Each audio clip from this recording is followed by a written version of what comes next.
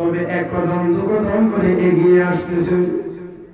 আল্লাহ নবী রাহমাতুল আলামিনের সাহাবী সরাস বাগ নাক লাগাইয়া এবার ঘ্রাণ নিতে আরম্ভ করেছে। আর একটু ভালো করে বলেন, ঘ্রাণ নেয়। ও মুসলমান, মুসলমান যিনি হবেন, ইমানদার যিনি হবেন, তার শরীর থেকে তাওহীদের সুঘ্রাণ বের হবে। যারা কাফের বেঈমান হবে তাদের শরীর থেকে কুফরির দুর্গন্ধ আসবে। নেক আমলের সুগন্ধি আছে, গুনাহের কাজের দুর্গন্ধ আছে। নেক আমলের সুঘ্রাণ আর গুনাহ কাজের হলো দুর্গন্ধ। এরা মুসলমান, এই কথা আপনারা অবশ্যই জানেন। বিভিন্ন সময়ে বিভিন্ন জায়গায় আমাদের আকাবিরদের দিকে যদি তাকায় তাহলে আমরা দেখব অনেক আল্লাহওয়ালার কবর থেকে সুগন্ধি বের হয়েছে, মিশকে আম্বরের ঘ্রাণ বের হয়েছে, আতরের ঘ্রাণ বের হয়েছে।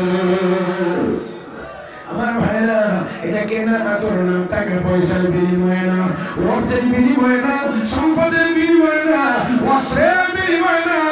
আল্লাহ নবী সাহাবী সঙ্গে গিয়ে বাগ নাক লাগাইয়া সুঘ্রাণ নিতে আরম্ভ করেছে।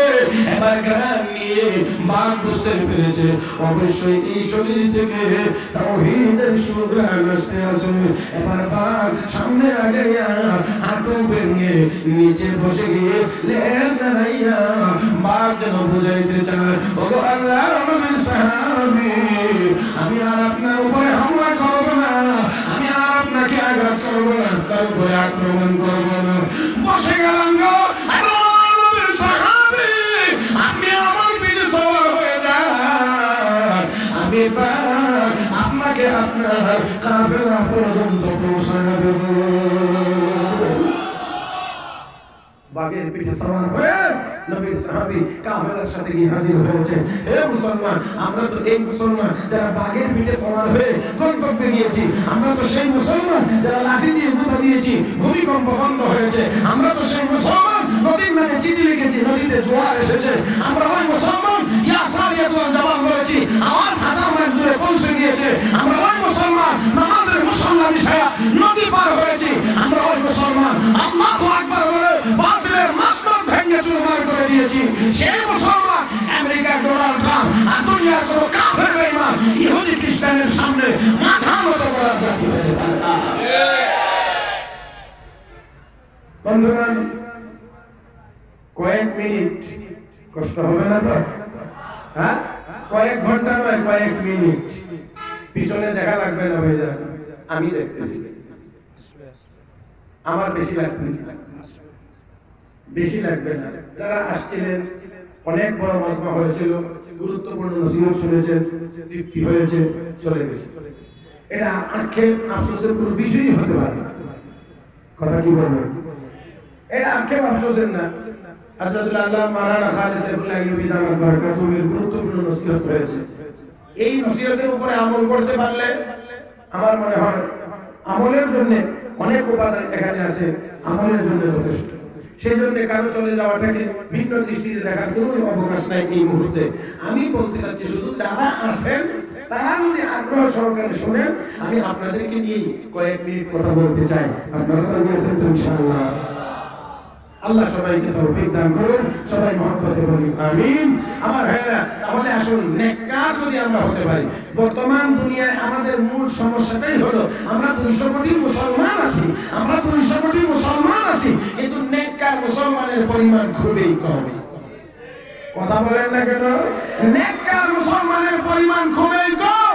আজকের দুনিয়ায় আমাদের মূল সমস্যা, যত বিপদ বলেন, যত নির্যাতন বলেন, যত অত্যাচার বলেন, যত নিপীড়ন বলেন, যত দ্রব্যমূল্যের ঊর্ধ্বগতি বলেন, যত ফিতনা ফাসাদ বলেন, সবগুলোর পিছনে আমার দায়ী হলো আমাদের গুনাহ।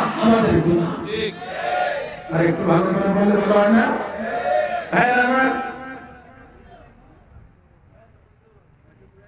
সব দিক দিয়ে কথা জি, আমার সাইডে ফেটে যারা আছেন আল্লাহর রাসূলের কথা বলবেন। বন্ধুগণ, আমি বলছিলাম যারা নেককার হবে আল্লাহ রাব্বুল আলামিন তাদেরকে সমস্ত মাখলুকাতের সামনে তাকে দামি বানায় দিবেন, তাকে মর্যাদাশালী বানায় দিবেন। বন্ধুগণ, আমার শুন, আল্লাহর কাছে যদি কেউ দামি হতে পারে, দুনিয়ার কারো কাছে সুনজর কামনা করা লাগে না, কারণ দামি হওয়াটা উপর থেকে হয়ে নিচে আসে। বিশ্ব নবী বলেন, আল্লাহ যদি কাউকে ভালোবাসেন, কে? আল্লাহ যদি কাউকে ভালোবাসেন, আল্লাহ জিবরাইলকে ডাকেন, জিবরাইল আমি অমুকের ছেলে অমুকের আমি আল্লাহ ভালোবাসি, মহব্বত করি, তুমি জিবরাইল মহব্বত করো। আর একটু আস্তে করে সুবহানাল্লাহ। আল্লাহ ভালোবাসলে জিবরাইলকে বলেন, তুমিও ভালোবাসো, হে জিবরাইল আসমানের সকল ফেরেশতাদেরকে জানায় দাও সবাই যেন আমার এই বান্দাকে ভালোবাসে। প্রথমে কে? আল্লাহ, তারপরে কে? জিবরাইল, এরপরে সকল ফেরেশতা, সকল ফেরেশতা, সকল ফেরেশতা।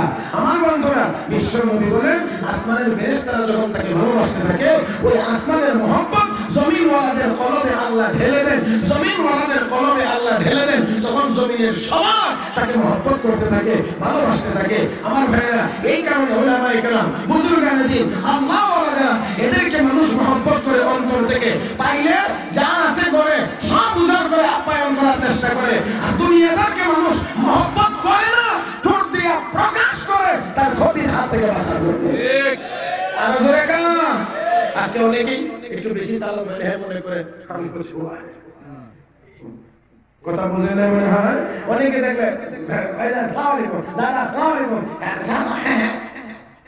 এই যে আসসালামু আলাইকুম সালাম তো না, এটা হলো বুঝাইতে আছে আমি তোমার খুব সম্মান করি। এমনও লোক আছে একটু দূরে যাওয়ার পরেই বুঝে দেখে কত দূর গেছে, যদি দেখে যে এখন আর কথা বলে শুনবে না, এমনি আল্লাহ আর তোমার আজরাইলে দুনিয়ার কত মানুষের রূহ নিয়ে যায়, এই কুত্তাটা নিতে পারে না। ঠিক আছে, কথা বলেন ঠিক কিনা? দামি হওয়া কম দামি হওয়া এটা কার হাতে? না, এত আস্তে বললে হয় না, আল্লাহর নামটা একটু মহব্বতে বলেন, কার হাতে? قل اللهم مالك الملك تؤتي الملك من تشاء وتنزع الملك ممن تشاء।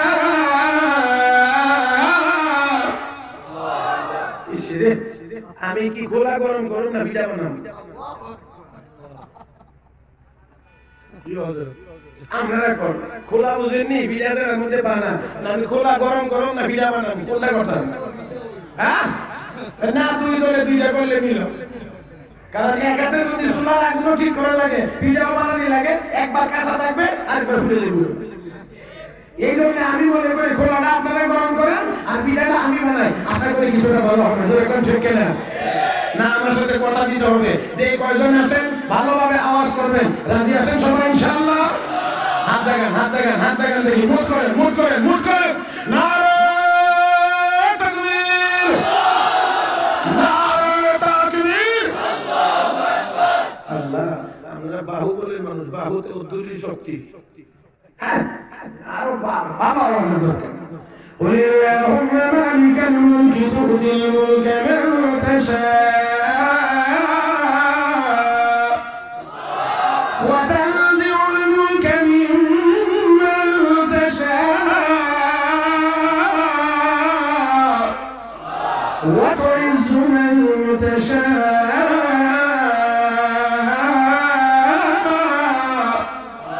وتذل من تشاء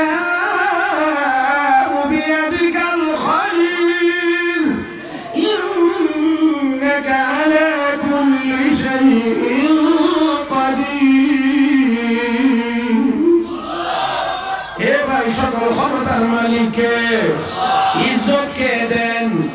এত আসতে না জোরে, অপমান কে করেন? মুসলমান, ইজ্জত যদি আল্লাহ দেন, অপমান করার ক্ষমতা কাহার নাই, কাহার নাই। অপমান যদি আল্লাহ কাউকে করেন, সম্মান দেওয়ার ক্ষমতা কাহার নাই। মুসলমান, ফিরআউনকে আল্লাহ অপমান করেছেন, নমরুদকে আল্লাহ অপমান করেছেন, আব্রাহাকে আল্লাহ অপমান করেছেন, সম্মান কেউ দিতে পারে নাই। তাদের বিশাল ক্ষমতা, সে অপমানের হাত থেকে তাদেরকে বাঁচাইতে পারে নাই। আমিও বলতে চাই,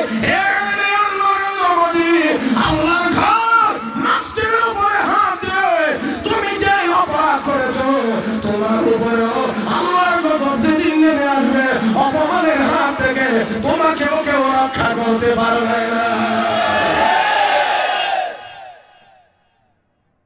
আমার ভাইয়েরা, তাহলে আসুন, সম্মান কার হাতে? আল্লাহর হাতে, অপমান আল্লাহর হাতে। ওয়া ইযা আরাদাল্লাহু বিকওমিন সুআন ফালা মারাদ্দা লাহু ওয়া মা লাহুম মিন দুনিহি মিন ওয়াল। আল্লাহ যদি কাউকে শাস্তি দিতে চান, তার প্রতিহত করার ক্ষমতা কারো নাই, তার উপকারী কোনো বন্ধু তালাশ করে পাওয়া যাবে না। তাই আসুন আমরা দুনিয়ার সব ছাড়তে পারি, কিন্তু আল্লাহর উপরে ঈমান ছেড়ে দিতে পারি। আর ধরে বলেন পারি না? না, এটা কখনো হবে না, হইতে পারে না। আমরা আবু বকর সিদ্দিকের উত্তরসূরি, আমরা ওমর ফারুকের উত্তরসূরি, আমরা খাব্বাব বিন মুআইদের উত্তরসূরি, আমরা সুহাইব বিন রবির উত্তরসূরি, আমরা দেওবন্দি, আমরা হানাফি। মাগো একসাথে বলি না, একসাথে কোন ঠিক না? কারে দিছে আমারে সার দোকান বন্ধ হবে, কাপড় দেখাবেন না ভাই। যে কয়জনই হয়েছে এটা জমাইতে কিন্তু আমার অনেক কষ্ট হইতেছে, কি বলেন ঠিক না? এটা নষ্ট করা যায় না। আমি বয়ানের ভিতরে চা খাই না, আলহামদুলিল্লাহ আল্লাহ আমার এমনিতেই চালান, আল্লাহ মেহরবানি। মাঝে মাঝে একটু কষ্ট হয়, কিন্তু এরপর আমি চা বয়ানের ভিতরে খাই না, এটা আমার ব্যক্তিগত আদত। আজকে অনেক বছর যাবত আলহামদুলিল্লাহ, গত বছরে প্রায় 300-র মতো মাহফিলে অংশগ্রহণ করেছি। 3 কাপ চা বয়ানের ভিতরে খাইছি বলে আমার মনে পড়ে না। এইবারও অক্টোবর থেকে শুরু করছি, নভেম্বর শেষের পথে এমনও কোনো বয়ানের ভিতরে চা খাইছি এখন মনে পড়ে না, আর নিয়ত নেই। এই জন্য এটা ডিস্টার্ব করবেন। 1 কাপ চা খাওয়ার মতো করে 10টা কথা বলে কিংবা আপনারা শুনতে রাজি আছেন তো ইনশাআল্লাহ? আরে ভাই, আমি ব্যক্তি না হই, বড় না হইলাম না, কোরআন হাদিস তো ছোট না। হ্যাঁ, ছোট ব্যক্তির মুখ দিয়েও যদি কোরআন হাদিসের কথা বের হয়, শুনতে কি আপত্তি আছে নাকি? বলে বলেন আপত্তি আছে নাকি? মাশাআল্লাহ, যাক আলহামদুলিল্লাহ। যেভাবে উঠে যাওয়া শুরু হয়েছিল, আমি তো মনে করছিলাম যে আমি যদি এমনি ছুটি হয়ে গেলাম, কথা বুঝলেন না? মনে হয় আমি মনে করছিলাম এমনি ছুটি হয়ে যাবে আমার। এখন দেখি না আলহামদুলিল্লাহ আস্তে আস্তে আবার একটা পরিবেশ হইতে আছে আমার বন্ধুগণ। তাই আসুন, আমি আমার সময়টাকে নষ্ট করতে চাই না, কম সময়ে বেশি কথা বলতে চাই। কয়েকটি কথাই বলবো মাত্র। বলছিলাম যে যদি কোনো মানুষ নেককার হয়, নেক আমল যদি করে, তাহলে এই লোকটার প্রথম পুরস্কার আল্লাহ রাব্বুল আলামিন দুনিয়ার সমস্ত মাখলুকাতের সামনে এই লোকটাকে দামি বানায়া দিবেন। হযরত আবুল হাসান শিরকানি রাহমাতুল্লাহ আলাইহি জঙ্গলে গেছেন লাকড়ি কাটার জন্য। লাকড়ির বোঝা বড় হয়ে গেছে, আনবেন কেমন করে? ঠেলা গাড়ি, ভ্যান গাড়ি, ট্রাক, পিকআপ কিচ্ছু নেই, বহন করে আনার মতো না বড়। এই জন্য তিনি জঙ্গলের দিকে তাকাইলেন, বাঘরে লক্ষ্য করে কয়, এই বাঘ এদিকে আয় তো, আমার লাকড়ির বোঝাটা বাড়িতে পৌঁছে দিতে হবে। চিন্তা করছেন বিষয়টা শুধু এখানে নয়, আসল কথা হলো হাদিস শরীফে আছে আল্লাহর বান্দা যখন নেক আমল করতে থাকে তার মাকাম, তার মর্তবা, তার মর্যাদা বাড়তে এমন একটা অবস্থানে সে চলে যায় যে আল্লাহ তখন বলেন আমার বান্দার হাত, তখন বান্দার হাত থাকে না, এটা আমি আল্লাহর কুদরতি হাত হয়ে যায়। বান্দার জবান থাকে না, এটা আমি আল্লাহর কুদরতি জবান হয়ে যায়। আমি আপনাদেরকে শুধু বুঝার জন্য বলছি, জমিন কে বানাইছেন? এত আসতে না, একটু জোরে এখন কে বানাইছেন? আল্লাহ। আচ্ছা, তোমরা টের পাইলেন মদিনার জমিন কাঁপতেছে, ভূমিকম্প, মেজাজ গরম হয়ে গেছে, লাঠি হাতে জমিনকে গোটা দেয় আর নির্দেশ দেয়, ইয়া দুশমনি, হে জমিন থাম। এই ভাই জমিন কা নির্দেশ অর্ডার দেখে, উমরের অর্ডারে তো জমিন কাঁপেও না, থামেও না। তাহলে উমর বলার কে? ইয়া দুশমনি, হে জমিন থাম। যেই মাত্র অর্ডার হয়েছে, আমার আল্লাহ কয়ে জমিন এটা উমরের জবান না, এটা আমি আল্লাহর কুদরতি জবান। সাথে সাথে ভূমিকম্প বন্ধ। আমার ভাইরা ১৫০০ বছরের ভিতরে মদিনায় ভূমিকম্প হয় নাই, আর কোনদিন হবেও না। আর আমরা পণ্ডিতেরা আছে না, এরা দেখবেন ভূমিকম্পের কোনো কথাবার্তা আইলে টেলিভিশনের পর্দায় হাজির হয়ে বলবে আপনারা রড মোড়া লাগে, সিমেন্ট বেশি করে দিয়ে, ইট 1 নাম্বারটা দিয়ে, পাইলিং একটু ডাবায়া করে, ম্যাটেরিয়াল ঠিক মতো ব্যবহার করে। কিন্তু একটা জানোয়ারও একবারের জন্য কয় না জমির যিনি মালিক তার সাথে একটু যোগাযোগ ভালো। কথা কর না কেন?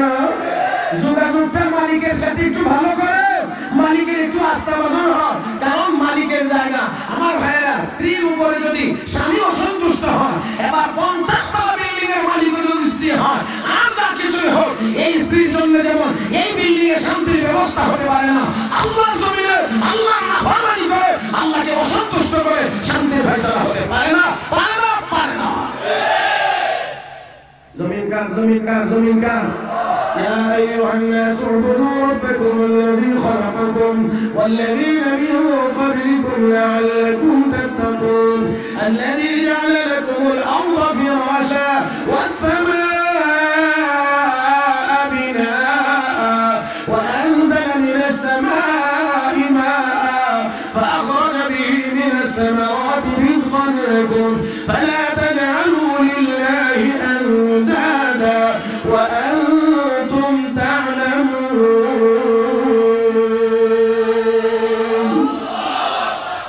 দুনিয়ার মানুষেরা ওই রবের ইবাদত করো যে রব তোমাকে তোমার পূর্বপুরুষদেরকে বানাইছেন। এক।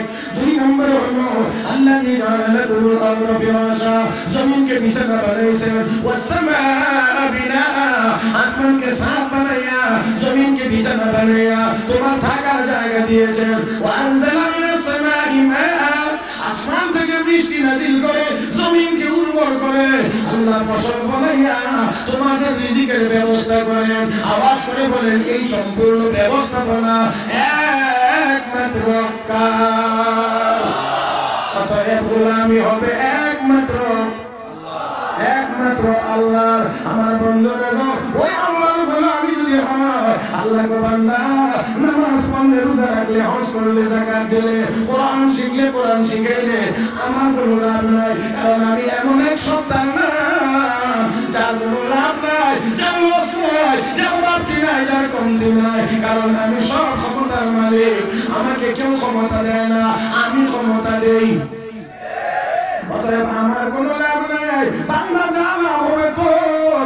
এক নাম্বার লাভ, সমস্ত মাখলুকাতের সামনে আমি আল্লাহ তোকে দামি বানায়া দেব। আল্লাহর ওলি হযরত আবুল হাসান কিরকানি নির্দেশ দিলেন, রে বাপ এইদিকে আসো, আমার লাকড়ির বোঝাটা বাড়িতে পৌঁছায়া দিতে হবে। নির্দেশ দেওয়া মাত্রই বাবার সামনে এসে আদরের সাথে দাঁড়িয়ে গেছে, লাকড়ির বোঝা উঠাইলেন, নিজেও উঠলেন। অতঃপর তিনি আবার বললেন চল, চলে না, আবার বললেন চল, চলে না, আবার বললেন চল, চলে না। এবার ডাক দিলেন, এই দিকে। এবার সাপ হাজির, গলায় চিপা দিয়ে ধরে এটাকে বানাইলেন চাবুক। সাপ নামের চাবুক দিয়ে বান নামের বাহনে পিটাইয়া আল্লাহর বান্দা লাকড়ির বোঝা সহ ওনার বাড়িতে হাজির হয়ে গেছে। ও ভাইয়েরা, টাকার জোরে, আরে পাগলের দল। কি কইতাম, আমাদের দেশে কিছু শিক্ষিত মূর্খ আছে, ঠিক দুইজনে কইছি একসাথে।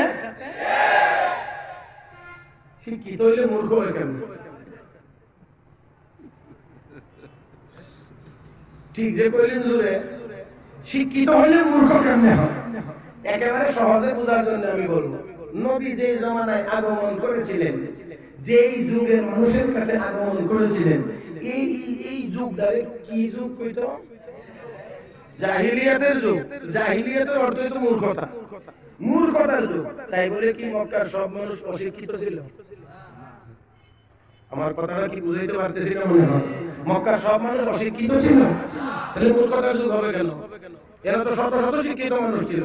ওই যুগের মানুষ আরবি সাহিত্যিকতায় এত উন্নতি লাভ করেছিল, এত উন্নতি লাভ করেছিল, যাদের লেখা কিতাব, যাদের লেখা প্রবন্ধ, যাদের লেখা রচনাবলী আমাদের পক্ষে বুঝে পড়া বুঝবার যোগ্যতা কথা বল না কেন?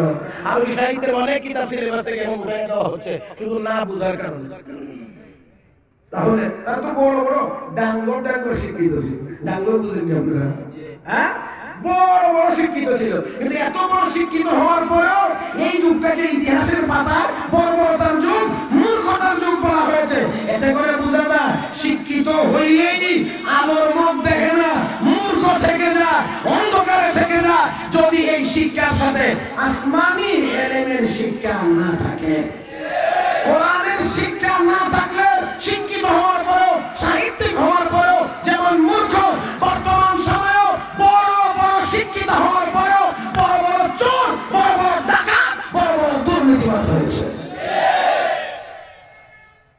শুধুমাত্র কোরআনের শিক্ষা না থাকার কারণে। আমি আপনাদেরকে বলি, দেখেন তো, আপনারা যদি 10 লেখেন, কেমনে লেখেন? কথা বল না, একের পরে শূন্য। আচ্ছা, এক নাই, শূন্য দুইটা, কত হয়েছে? কথা বলে না, কোন সংখ্যা হয়েছে নিমিয়া? এক নাই, শূন্য তিনটা আছে, কত হয়েছে? কিচ্ছু নাই। 10,000 শূন্য যদি বসান, লোকেরা গণনা করবে হলো 10,000 শূন্য আছে, কিন্তু কোন সংখ্যা বলতে পারবে না। সংখ্যা হইতে হলে একের দরকার। দুনিয়ার সব শিক্ষা সুফল পাইতে হলে একের মতো করে কোরআন হাদিসের শিক্ষা দরকার। কোরআন হাদিসের শিক্ষা না থাকার কারণে ওই যত ডিগ্রি অর্জন করছে সব 0.0000000। কথা বুঝেন নাই আমার বন্ধুগণ? তাই আসুন বলতে চাই, কোরআন হাদিস পড়নেওয়ালারা অল্প বেতনে খেদমত করে, অল্প বেতনে সংসার চালা, অল্প বেতনে সংসার চলে, এরপর আবার হাসি মুখ থাকে। আর বেশি বেতনওয়ালারা বেতনও বেশি, চুরিও বেশি, দুর্নীতিও বেশি, টেবিলের উপরে দিয়েও নেই, নিচে দিয়েও নেই। এরপরেও দেখবেন এদের চেহারা অন্ধকার বেশি। আমার অনেক আফসোস লাগে, অনেক কোটিপতি আছে, অনেক লাখপতি আছে, অনেক মিল ইন্ডাস্ট্রির মালিক আছে। যদি তাকে বলা হয়, ডাক্তার যদি বলে 1,000 টাকা কেজি, 1 কেজি চাউলের দাম 1,000 টাকা, ওই চাউলটা হইলে আপনি ভাত খাইতে পারবেন, তাহলে মনে হয় তার 100 বছর খাইলেও কোনো সমস্যা হওয়ার কথা না। কিন্তু এত টাকার মালিক হওয়ার পরেও তার সকালবেলার নাস্তা একটা রুটি আর কদ্দুর ফেবে সিদ্ধ, বাজি না সিদ্ধ, তেল নাই, মরিচ নাই, হলুদ নাই, ধনিয়া নাই, পেঁয়াজ নাই, কিচ্ছু নাই, দুইটা কাঁচা মরিচ ফাইয়া কদ্দুর সিদ্ধ করে এনে দিছে। এটা হইল সারের ব্রেকফাস্ট।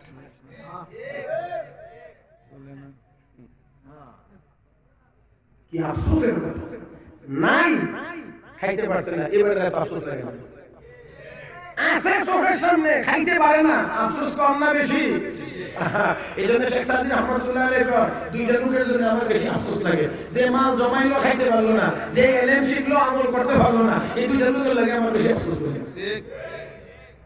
বাংলাদেশে বহু ধনী মানুষ আছে, সম্পদের পাহাড়, কিন্তু নাস্তা একটা রুটি। চিন্তা করতে হবে মুসলমান। এই জন্য বলি, যেই দুনিয়া জমাইলেও ভোগ করা যায় না, যে দুনিয়া জমাইলেও সাথে করে নেওয়া যায় না, এমন দুনিয়ার পিছনে পড়ে আল্লাহর জান্নাতকে ভুলে যাওয়া যায় না। আমি এখন জিজ্ঞেস করি, জান্নাতে যাইবার দরকার আমাদের আছে না নাই? ও মুসলমান, যাইতে রাজি আছেন? এখন যদি বলা হয় জান্নাতে যাইবেন নি সবাই? আস্তে না জোরে? আরেকটু কন্যা, আস্তে যাইবেন না জোরে যাইবেন? আল্লাহ তো জান্নাতের দিকে জোরে যাওয়ার কথা, দৌড়ে যাওয়ার কথা বলেন, ওয়াসারিউ ইলা মাগফিরাতিন মির রাব্বিকুম ওয়া জান্নাতিন আরদুহা আস-সামাওয়াতু ওয়াল আরদ উইদ্দাত লিল মুত্তাকিন।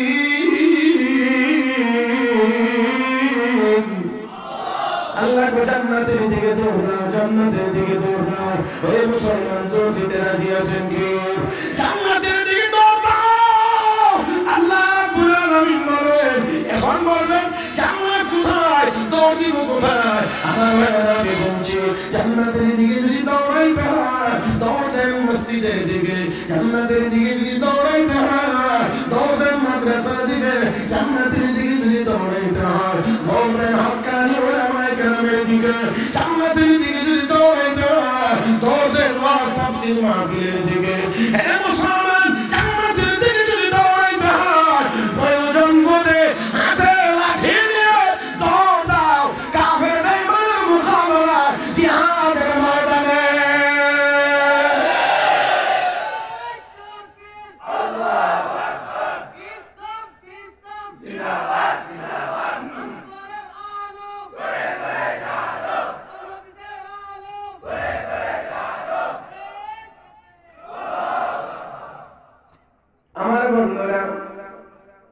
আসুন অনেক দূর চলে গেছি, নেক আমল করলে আল্লাহর লাভ। সবাই বলেন কার লাভ? আল্লাহ বলেন মান আমিলা সালিহান ফালিনাফসিহি, যে ব্যক্তি নেক আমল করবে তার নিজের উপকার হবে। ও বন্ধুরা, দুনিয়ার জীবনে আল্লাহ দামি বানায় দিবেন। আজকে আমরা মনে করি বেশি টাকা হইলে দামি, এই জন্য অনেক কম বলতো, টাকা কম হইলে হুজুর সমাজে কোনো দাম নাই বলে কেন টাকা নাই। অথচ হযরত আলী কাররামাল্লাহু ওয়াজহু বলেছেন লাদাইনা কিসমাতাল জাব্বারি ফিনা লানা ইলমুন ওয়া লিল আ'দা'i মালুম ফাইন্নাল মালা ইয়াফনা আন করিবিন ওয়া ইন্নাল ইলমা ইয়াবকা লা ইয়াজালু। আল্লাহর বন্টনে আমরা বড় সন্তুষ্ট। আমাদের দুশমনদেরকে টাকা দিয়ে রাখছে আর আমাদেরকে কোরআন হাদিসের ইলম দিয়ে রাখছে। 10 কোটি টাকা করলে যে মজা লাগে। আমরা মাদ্রাসার নুরানি বিভাগের ছাত্র অথবা হেফজের একটা ছাত্র সূরা ইয়াসিন তেলাওয়াত করি, বুঝেন নাই কথাটা? 10 কোটি টাকা গণবে, যেই তৃপ্তি যেই মজা লাগবে। আমার মাদ্রাসার ছাত্র, এই দৌলতপুরের ছাত্র, যে কোনো মাদ্রাসার ছাত্র সূরা রহমান তিলাওয়াত করবে, দেখবেন এর ভিতরে কত তৃপ্তি আছে। 10 কোটি কেন, 10টা দুনিয়া একসাথে করলো সূরা রহমানের তিলাওয়াতের মজার সমান হবে না। বুঝেন না বন্ধুগণ? দামি কে বানায় দেন? কে বানায় দেন? আল্লাহর কাজ না করলে, না করলে জোরে কর না করলে, নেক আমল করলে নিজের লাভ। 1 নাম্বার লাভ, দুনিয়ার জীবনে আল্লাহ সমস্ত মাখলুকাতের সামনে আল্লাহ দামি বানায় দেন। আমার বন্ধুরা, আরেকটি কথা বলে আমিও আমার আলোচনা শেষ করার চেষ্টা করব। হযরত ইব্রাহিম ইবনে আদহাম বলখি রাহমাতুল্লাহ আলাইহির নাম আমরা সবাই জানি। চিশতিয়া তরিকার একেবারে গোড়ার দিকে বলি, মোটামুটি গোড়ার দিকে বলি। হযরত খাজা মঈনুদ্দিন চিশতি রাহমাতুল্লাহ আলাইহি পীর ছিলেন হযরত খাজা ওসমান হারুনি রাহমাতুল্লাহি আলাইহি। ওনার পীর ছিলেন আল-হাজ শরীফ জিন্দানি রাহমাতুল্লাহি আলাইহি। ওনার পীর ছিলেন হযরত মওদুদ চিশতি রাহমাতুল্লাহি আলাইহি। ওনার পীর ছিলেন আবু ইউসুফ চিশতি রাহমাতুল্লাহি আলাইহি। ওনার পীর ছিলেন আবু মুহাম্মদ চিশতি রাহমাতুল্লাহি আলাইহি। ওনার পীর ছিলেন আবু আহমদ আবদাল চিশতি রাহমাতুল্লাহি আলাইহি। ওনার পীর ছিলেন হযরত আবু ইসহাক শামী রাহমাতুল্লাহি আলাইহি। ওনার পীর ছিলেন হযরত মুনশাদ আহমদ দিলওয়ারি রাহমাতুল্লাহি আলাইহি। ওনার পীর ছিলেন হযরত আবু হুমায়রা বসরি রাহমাতুল্লাহি আলাইহি। ওনার পীর ছিলেন হযরত হুযাইফা মারাশি রাহমাতুল্লাহি আলাইহি। ওনার পীর ছিলেন হযরত ইব্রাহিম ইবনে আদহাম বলখি রাহমাতুল্লাহি আলাইহি। ওনার পীর ছিলেন খাজা হুযাইন ইবনে আয়াজ রাহমাতুল্লাহি আলাইহি। ওনার পীর ছিলেন শেখ আব্দুল ওয়াহিদ ইবনে যায়েদ রাহমাতুল্লাহি আলাইহি। ওনার পীর ছিলেন হযরত খাজা হাসান বসরি রাহমাতুল্লাহি আলাইহি। হযরত হাসান বসরি রাহমাতুল্লাহি আলাইহি পীর ছিলেন হযরত আলী রাদিয়াল্লাহু তাআলা আনহু। হযরত আলী রাদিয়াল্লাহু তাআলা আনহু পীর ছিলেন বিশ্ব নবী মুহাম্মদুর রাসূলুল্লাহ সাল্লাল্লাহু আলাইহি ওয়াসাল্লাম। শেখ ইব্রাহিম ইবনে আদহাম তিনি তো বলদের বাদশা ছিলেন। কি বাদশা? বাদশা তো বাদশা, এটার বিবরণ আমরা কি? বাদশা তো বাদশা, এক কথাই শেষ। বাদশা আছেন। আপনাদের কি মনে হয় পোশাক আশাকের কিছু ঘাটতি ছিল? হাত পালন আরাম আয়েশের জন্য একটু ঘাটতি ছিল? রাজকীয় প্রাসাদ, বিল্ডিং, বাড়ি ঘর কোনো কিছুর অভাব ছিল? সেই লোকটি প্রাসাদের জীবনযাপন করে, রাজকীয় জীবন, নিজে বাদশা, তার জীবনযাপন লাইফ স্টাইল তো ভিন্ন। কিন্তু খেয়াল করে দেখো, সেই লোকটি আমার আল্লাহর মর্জি তাকে এই বেআরামের জায়গা থেকে আরামের জায়গাতে নিয়ে যাবে। এই জন্য রাতের বেলা শুনেছেন চোখে ঘুম লাগতেছে, ঘুম ভাব, এমন সময় ছাদের উপরে খটখট করে আওয়াজ করে হাঁটে গেলেন। ঘুমটা ভেঙে গেল, মেজাজ গরম করে জিজ্ঞেস করে, কে তুমি? আমার ছাদের উপরে হাঁটছো? বাদশা, আমি একজন মুসাফির। মুসাফির আমার ছাদের উপরে কি? একটা উট হারাই গেছে আমার মরুভূমিতে, তালাশ করবার জন্য আমি ছাদে উঠেছি। এমন কথা শুনলে কে না বলবে যেটা ভালো? মেজাজ আরো গরম, এমনিতেই ঘুম ভাঙছে, আরো বাদশা, এরপরে আবার উল্টা সিধা উত্তর। এই জন্য মেজাজ গরম করে কয়, আহমদ, এই গাধা, এই নির্বুল, বোকা, মরুভূমির উট আমার ছাদের উপরে কেমনে এলো? ছাদের উপরে তালাশ করে উঠ হওয়া না? যতই গরম হয়ে বলছে, উপর থেকে আওয়াজ আসছে অত্যন্ত মায়াবী কণ্ঠে, নম্র কণ্ঠে, দরদি কণ্ঠে। কারণ নসিহতের ভাষা হওয়া লাগে নরম, না আর আসতে কর। আর এখনের নসিহতের ভাষা হলো মাদ্রাসার হুজুর তাল বাজা হও মাইরা লাও। আছে না এরকম? হ্যাঁ মাইরা লাও। এইটা হলো দাওয়াতের ভাষা। আপনারা বুঝতে পারবেন কোনটা দাওয়াত আর কোনটা মারামারি। ভাইরা উনি উপর থেকে বললেন, বাদশা আমি যদি মরুভূমির উট আপনার ছাদের উপরে তালাশ করলে পাই না, এত নরম বিছানায় ঘুমিয়ে তো আল্লাহকেও কোনোদিন পাওয়া যায় না। ভাইরা নসিহতের জন্য বেশি কথা লাগে না, এক দুই কথাই যদি হৃদয়ে ঢুকে যায় তাহলে এক দুই কথাই নসিহতের জন্য যথেষ্ট। চমকায় উঠলেন, কথাটা শুনে চমকায় উঠলেন, সাথে সাথে লাফ দিয়ে উঠলেন প্রাসাদের রাজকীয় খাট থেকে উঠলেন। ওঠার পরে প্রাসাদের ভিতরে রাজকীয় যে পোশাক ছিল নাই খুলে ফেলেন, সাধারণ পোশাক পরিধান করলেন, ছেড়ে দিলেন প্রাসাদ। যে না আর এই প্রাসাদে থাকা যায় না, যেই প্রাসাদে শুয়ে আল্লাহকে পাওয়া যাবে না এই প্রাসাদে আর থাকতে চাই না, বের হয়ে চলে গেলেন আসল মালিকের খোঁজে। এখন কি আপনারা একটু আওয়াজ করে বলবেন সেই আসল মালিকের নামটা কি? মহব্বতে বলেন আল্লাহর নামটা বেমজা না মজা? আর আসতে বলেন না বেমজা না মজা?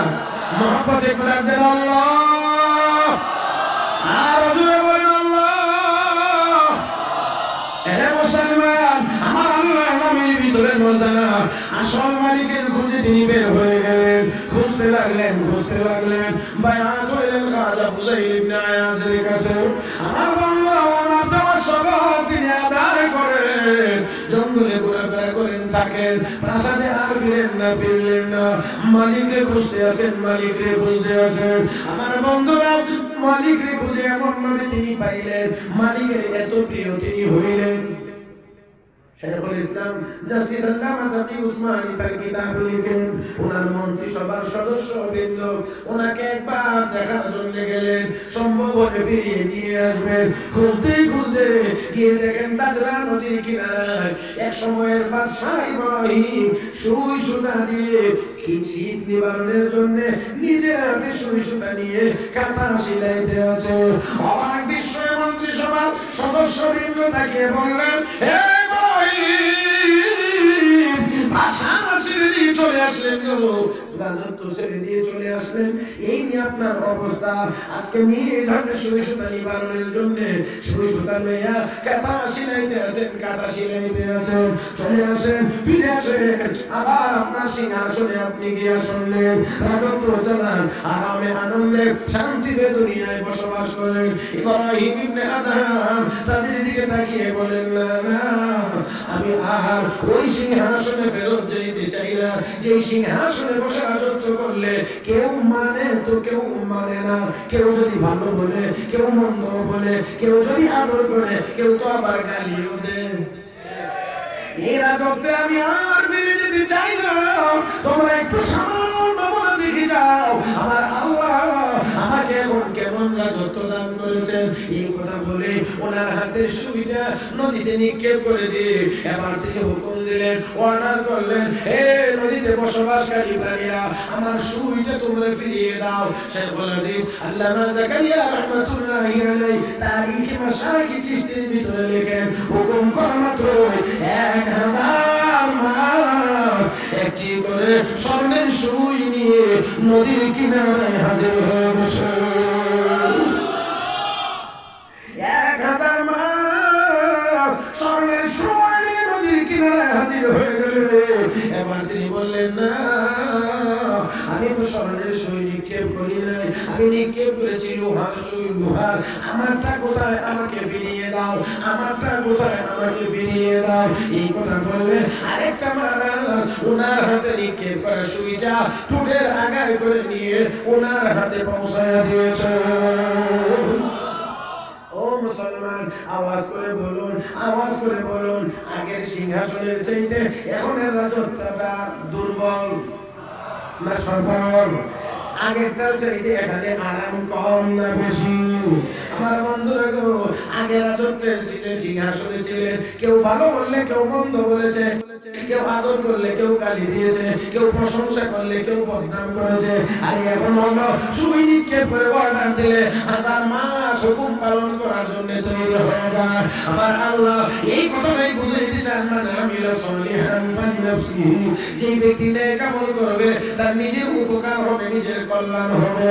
আমার বন্ধুরা, দুনিয়ার জীবনে আল্লাহ সমস্ত মাখলুকাতের সামনে ওই লোকটাকে দামি বানায়া দেন, ইজ্জতওয়ালা বানায়া দেন, সম্মানী বানায়া দেন। আর পরকালে আল্লাহ রাব্বুল আলামিন বলেন, ইন্নাল্লাযীনা আমানু ওয়া আমিলুস সালিহাত কানাত লাহুম জান্নাতুল ফিরদাউসি নুজুলা।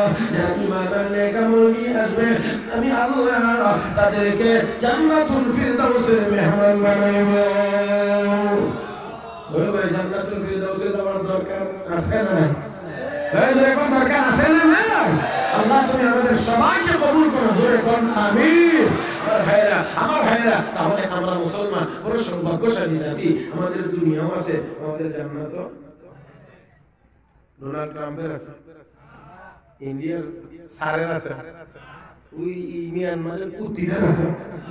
হ্যাঁ, নাই নাই, যত কিছুই অর্জন করো, যত কিছুই করুক না কেন, ওই দিন নাই।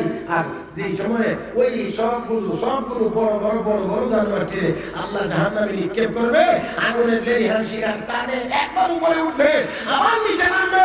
এমন অবস্থায় জান্নাতীরা, ঈমানদাররা, মুসলমানেরা, হাফেজ কোরআনরা, আলেমে কোরআনরা, হক্কানি উলামায়ে কেরাম, বুজুর্গানীরা 300 400 500 তলার উপরে বইবে জান্নাতে নাজ নিয়ামত ভোগ করতে থাকবে। ভাইরা, আমরা বলবে 300 400 500 তালা। কোরআন শরীফের আয়াতের সংখ্যা যত, জান্নাতের বিল্ডিং এর তালা হলো তত। এক তালার মাঝখানের গ্যাপ, মানে এক তালার ছাদ হবে জমিন থেকে আসমান যত উপরে, জান্নাতের বিল্ডিং এর এক তালার ছাদ হবে ততটুকু পরিমাণ উপরে। সর্বনিম্ন জান্নাতীর সর্বনিম্ন জান্নাতীর খাদেমের সংখ্যা হবে 80,000। আদনানি আহলিল জান্নাহ লাহু 80,000 খাদিম। নবী বলেন সর্বনিম্ন জান্নাতীর খাদেমের সংখ্যা হবে 80,000। 80,000 খাদেম আমাদের খেদমতের জন্য নিয়োজিত। আর আমরা থাকবেন সুফার মধ্যে বসে। সুফারও আবার এই রেন্টিটারের না, সেগুলোর না, স্বর্ণের। على سرر موضونة متكئين عليها متقابلين يطوف عليهم ولدان مخلدون بأكواب وأباريق وكأس من معين لا يصدعون عنها ولا ينزفون وفاكهة مما يتخيرون ولحم طير مما يشتهون وحور عين كأمثال اللؤلؤ المكنون جزاء بما كانوا يعملون لا يسمعون فيها لغوا ولا تأثيما إلا قيلا سلاما سلاما وأصحاب اليمين ما أصحاب اليمين في سدر مخضود وطلح منضود وظل ممدود وماء مسكوب وفاكهة كثيرة لا مقطوعة ولا ممنوعة وفرش مرفوعة إنا أنشأناهن إنشاء فجعلناهن أبكارا عربا أترابا لأصحاب اليمين তেলাওয়াত করছি, তরজমা করলে কতক্ষণ লাগবে আর একটু ব্যাখ্যা করলে আরো কতক্ষণ লাগবে। যা তেলাওয়াত হয়েছে সব জান্নাতীদের নাজ নিয়ামতের নিয়ামত। স্বর্ণের চেয়ার, আপনি আর আপনার ম্যাডাম, মানে একলা একলা কথা বলবেন কার সাথে, এই জন্য আল্লাহকে ম্যাডামেরও দিন। আর ম্যাডাম আমার সাইডে না, এমনি না, এমনি কথা বলতে গেলে বেশিক্ষণ কথা বলা যায় না, গায়ে ধরে। এই জন্য আল্লাহকে মুতাকাবিলিন, একবার ডাইরেক্ট, ইংরেজিতে যেটা ফেস টু ফেস। কি একবারে কত আই লাভ ইউ বলতে পারে সব জমা রাখেন গাড়ি বেঁধে নিয়ে যান ওখানে গেছে আপনি যত প্রেমের গল্প করতে পারেন করতে থাকবেন তবে যত গল্পই করেন মাঝে মাঝে কিছু না খাইলে কিছু পান না করলে গল্পটা সামনে না কথাবার্তা কইতে কইতে হঠাৎ করে আরে কোন সময় কথা বলেছি তো সামনে এই জন্য ৮০,০০০ ইয়াতুবু আলাইহিম ওয়ালদানুম মুখাল্লাদুন অল্প বয়সী বালক যারা সবসময় দুর্বল থাকবে এমন ৮০,০০০ খাদেম চতুর্দিক খালি ঘুরবে আর খালি অপেক্ষায় থাকবে কোন সময় বলবে চা যদি কয় কফি এমন না মানে কলিং বেল টিপ দিবেন জি স্যার চা বসান্ত এমন না আপনি অর্ডার দিবেন এরপর ভাঙিয়ে আনবে কিটলি পড়বে তারপরে সুইচ টিপ দিবে এমন না রেডি বিআকওয়াবি ওয়া আবারিকা ওয়া কাসিম মিন মাইন সব রেডি এক বড় হাতে জগ কিটলি থাকবে আবার ছোট পান পাত্রও থাকবে বলতে দেরি হবে সাপ্লাই দিতে দেরি হবে এমন জান্নাতটা মনে চায় না বুড়ার মনে চায় জোয়ানরা চায় না এই বুড়ার মনে ব্রেক অফ করেন যাদের বয়স 40 এর উপরে তারা অফ করেন জোয়ানেরা কোনছেন নেই দরকার আছে না মনে চায় না চায় না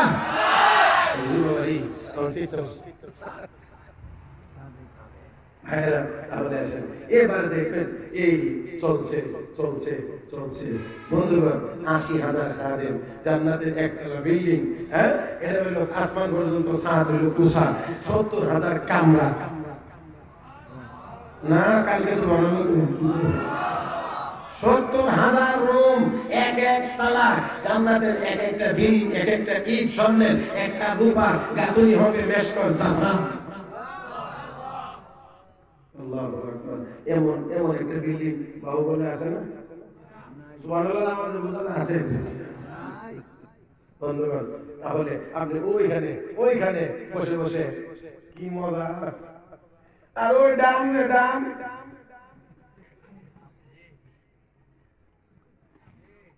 আরেকটা কে আর মোদির কথা বলারে না নেটওয়ার্ক করে আরেকটা যে আরতের হওয়া বাড়ি লাগে এই যেগুলো এইগুলো আগুনের টানে একবার উপরে উঠবে একবার নিচে যাবে আর আমরা হাসপাতালের উপরে বসবে ২ হাত লম্বা সাগর কলা খাই ওমা ওই বড় বাবা রে বলে ২ হাত লম্বা সাগর কলা নাকি খুব বড় কইলেছি নাকি তুমি তো ৬০ হাত লম্বা আদম আলাইহিস সালামের সময় ৬০ হাত লম্বা লোক এটা যদি বাহুভাবে সাম্বা করা দেয় মেজাজ গরম করে জান্নাত থেকে বাইরে হবে আল্লাহ বাহু দিকে দিবা তোমার জান্নাতের দোয়া কি এই সাম্বা করা যদি ভালো লাগে জান্নাতে দেওয়ার আগে একটা নদী আছে জান্নাতের দরজার সামনে একটা নদী আছে এটার নাম নাহরুল হায়া আল্লাহ তুমি একটু সুবা দিয়ে উড়ানো মাত্রই এটা আদম নবীর সময় ৬০ হাত লম্বা হবে ৭.৫ হাত প্রস্থ হবে ইউসুফ নবীর মতো সুন্দর হবে দাউদ নবীর মতো কণ্ঠ হবে মুহাম্মদুর রাসূলুল্লাহর মতো চরিত্র হবে ৬০ হাত লম্বা করে যদি কলাটা কত দূর হইতে হইব নইলে আতর করি দইরে চলে দিতে পারতো না আর ওই যে আগুনের টানে উঠবে নিচে নামবে আর যখন দেখবে তখন ভিক্ষুকের নেয় হাত পাতবে ونادى أصحاب النار أصحاب الجنة أن أفيضوا علينا من الماء أو مما رزقكم الله قالوا إن الله حرمهما على الكافرين তারা বলবে ও জান্নাতীরা খায় আছে কত জোড়া রইছে পানি পান করলে গ্লাসের নিচে থেকে কত সব থাকে না এই যে এরপরে ওই খাওয়ার পরে বাড়ির মধ্যে যে কত জোর টুল হয়ে রইছে এটাই আপনারা একটু দেও না তখন এখান থেকে জান্নাতীরা কইব খাইছো দুনিয়াতে বহুত খাইছো খাইতে খাইতে কুত্তাও হইছো শুয়োরও খাইছো আর বড় বড় বোতল খাইছো খাইতে খায় কোনোটা বাদ রাখো নাই এই জন্য জান্নাতের খাবার জান্নাতের পানীয় আল্লাহ তোমাদের জন্য হারাম করে দিয়েছে অতএব এক ফোঁটা দেওয়া অসম্ভব لا يذوقون فيها بردا ولا شرابا إلا حميما